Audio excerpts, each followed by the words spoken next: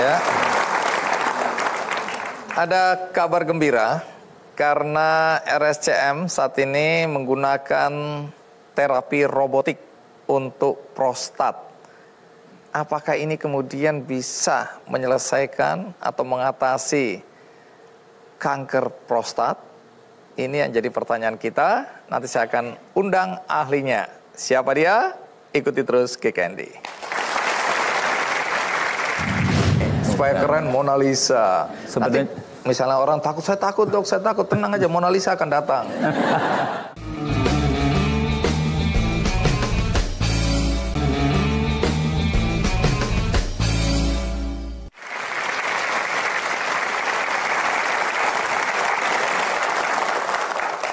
Bukan saja meningkatkan kemampuan para dokternya, tetapi peralatan pendukung yang digunakan juga semakin canggih.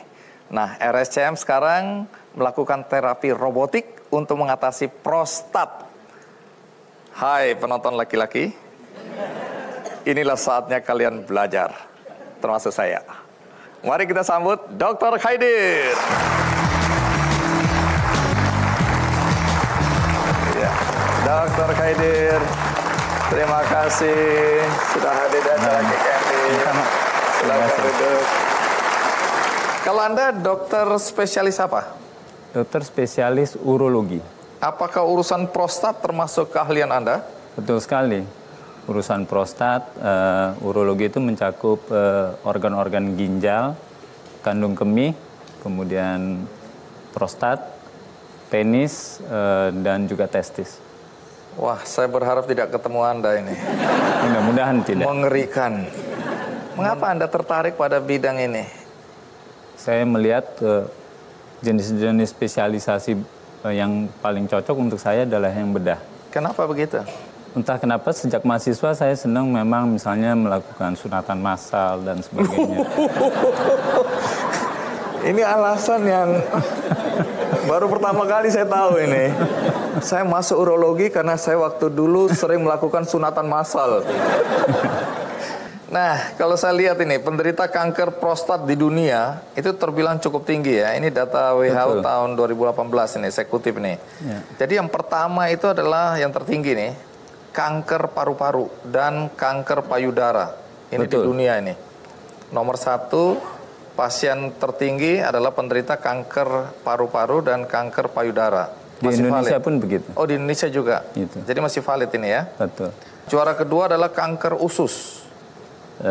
Di dunia mungkin. Kemudian kanker prostat. Betul. Dan kanker perut, kanker hati juga ya. Nah, kalau di Indonesia sendiri posisinya bagaimana itu? Kanker laki-laki nih. Yang paling tinggi laki-laki kena kanker apa? Untuk laki-laki yang paling tinggi tetap masih kanker paru-paru. Paru-paru. Yang kedua adalah kanker hati. Iya. Dan kemudian yang ketiga baru datang kanker prostat. Oh. Tapi ini semua adalah estimasi ya. Jadi masih berdasarkan perkiraan dan itu adalah datanya dari WHO. WHO. Sorry, prostat itu artinya memang khusus laki-laki ya? Nggak ada perempuan kena prostat ya? Betul. Prostat itu kelenjar yang khas laki-laki. Oke, sampai di situ dulu karena ini penting buat laki-laki. Yang perempuan silakan keluar. Baik, sebelum kita lanjutkan, ikuti dulu tayangan berikut ini. Dr. Khaidir, jadi apa penyebab utama penyakit kanker prostat ini? Penyebab utamanya sebenarnya tidak juga diketahui dengan pasti. Apa yang misalnya paling salah satunya diet.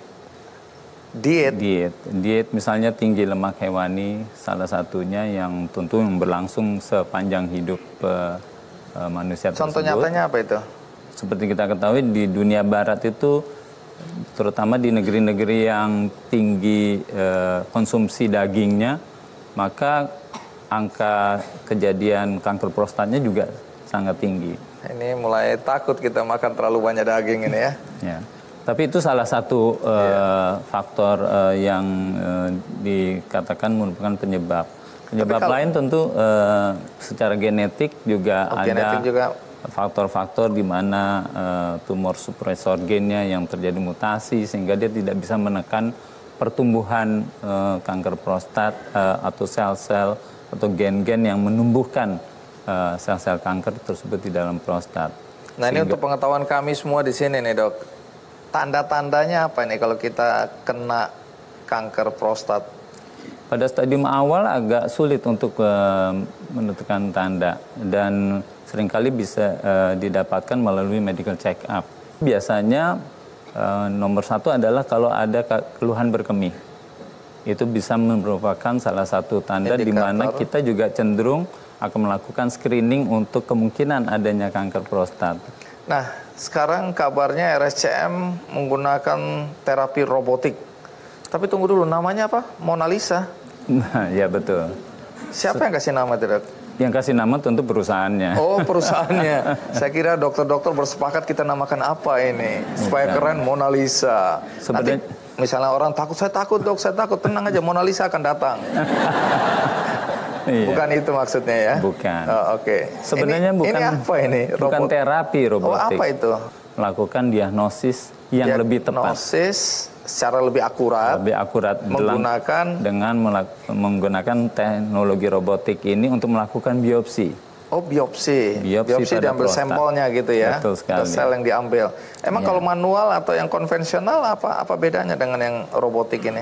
Dengan manual maka kita hanya melakukan berdasarkan guiding gambaran ultrasonografi.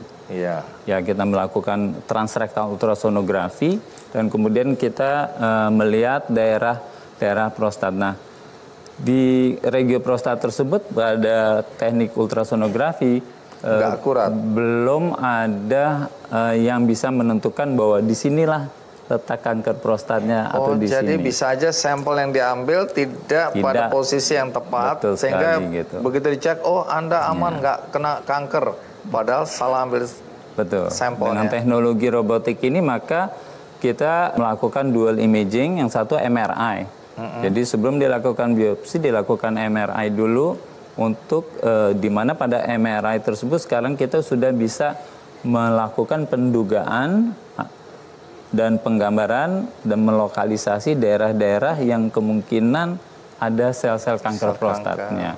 Dan kemudian pada saat dilakukan biopsi tersebut, maka gambaran MRI dan gambaran USG pada waktu kita lakukan biopsi itu dilakukan merge, disatukan melalui suatu sistem yang disebut Mona Lisa tadi, dan kemudian dijadiin satu, dan pada saat kita melakukan biopsi, si robot akan menginkorporasi gambar tersebut dan mengarahkan jarum biopsi kita sehingga lebih akurat.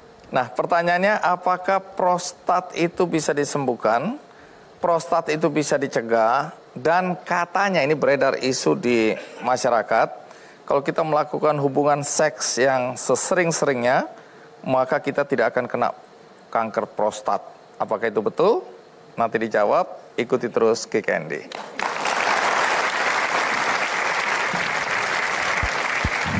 Kanker prostat itu ada juga yang herediter, jadi yang diturunkan, ya, sehingga kadang-kadang mungkin nggak bisa dicegah.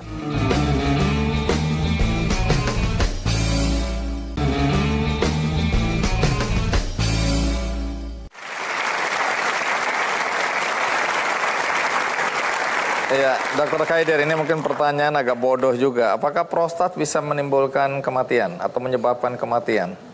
Tentu sangat bisa. Sangat bisa? Sangat bisa.